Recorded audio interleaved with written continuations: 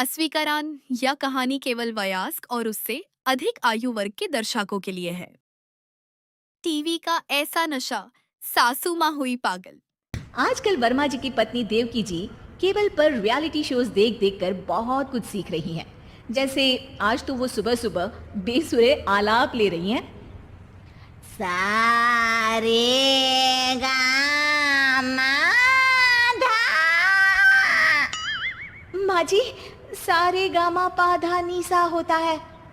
अरे वो तो सब गाते हैं, ये मेरा स्टाइल है।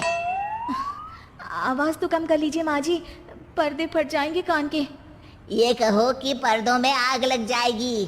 देखना, मेरी आवाज सुन के जज आग लगा देगी, आग लगा देगी, तू तो आग लगा देगी, ऐसा बोलेंगे।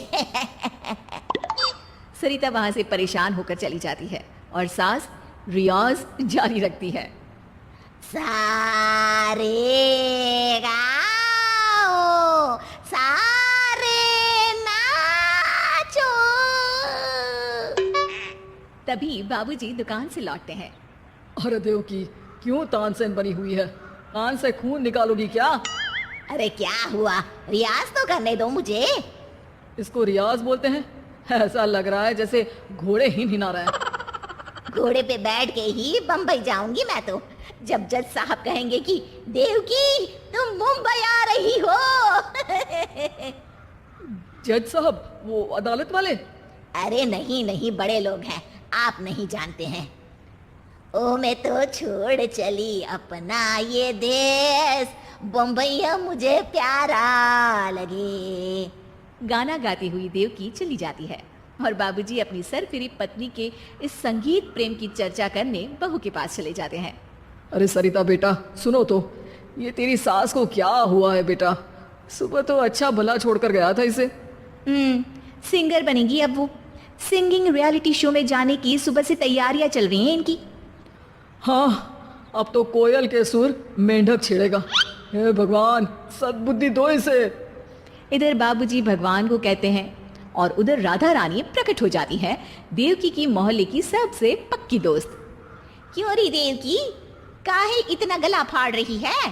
कोई चीखने चिल्लाने का कंपटीशन है क्या? अरे ये देख, नया सिंगिंग शो, मैं भी गाऊंगी, हिंदुस्तान के दिलों की धड़कन बनूंगी। अरे इतना बेसुरा गा के दिलों की धड़कन नहीं, दिलों का अटैक बन जाएगी। इससे तो अच्छा है कि ना जी ले। वैसे भी दिन भर मोहल्ले में नाचती तो रहती है तू, कभी इसके घर कभी उसके घर। देवकी को समझ में आ जाता है कि उसका गाना किसी को पसंद नहीं आ रहा। अगले दिन सरिता देखती है कि सास पैरों में घुंघरू बांध के नाच रही है। अरे माँ जी, क्या मंजुलिका बनी हुई है आज आप? अरे नाचने दे बहू, जब तक है जान जाने जहां मैं नाचूंगी। अरे माँ जी, अभी जान निकल जाएगी, इतनी जोर से नाचेंगी तो। अरे अरे, क्या कर रही हो? अरे दिख नहीं रहा, डांस कर रही हो। अरे जैसी तुम्हारी हरकत है, तुमको तो नागिन डांस करना चाहिए।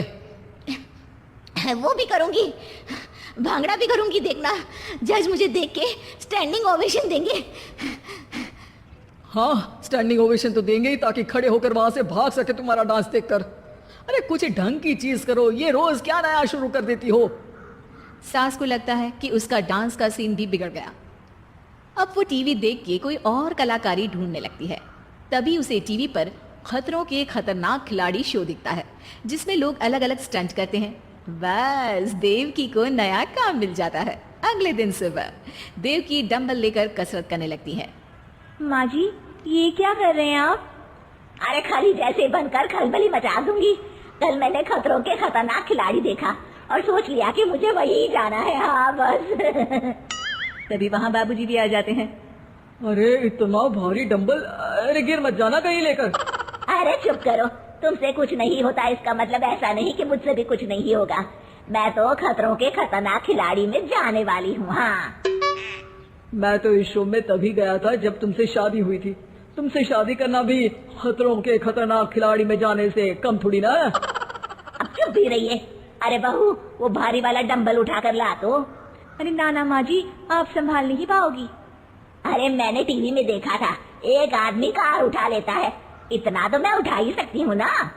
बहू घबराते हुए भारी वाले डंबल माँ के हाथ में दे देती है, जैसे ही माँ दोनों हाथ ऊपर करती है, पूरे शरीर का बैलेंस बिगड़ जाता है और वो पीछे की तरफ गिर जाती है। डंबल जाकर टीवी में लगता है और टीवी फूट जाती है। माँ जी, उठिए माँ जी। बाबूजी बहुत तेज हंसने लगते हैं। बाबा बाबा, टीवी और बीवी दो टेंशन थे मेरे, आज एक कम हो ही गया। बहू भी सास को उठाते उठाते इस बात पर ताली बजाकर हंसने लगती है और देवकी फिर से गिर जाती है और इस बार देवकी भी अपनी बेवकूफी पे हंसी रोक नहीं पाती। ऐसी और वीडियो के लिए हमारे चैनल को सब्सक्राइब करें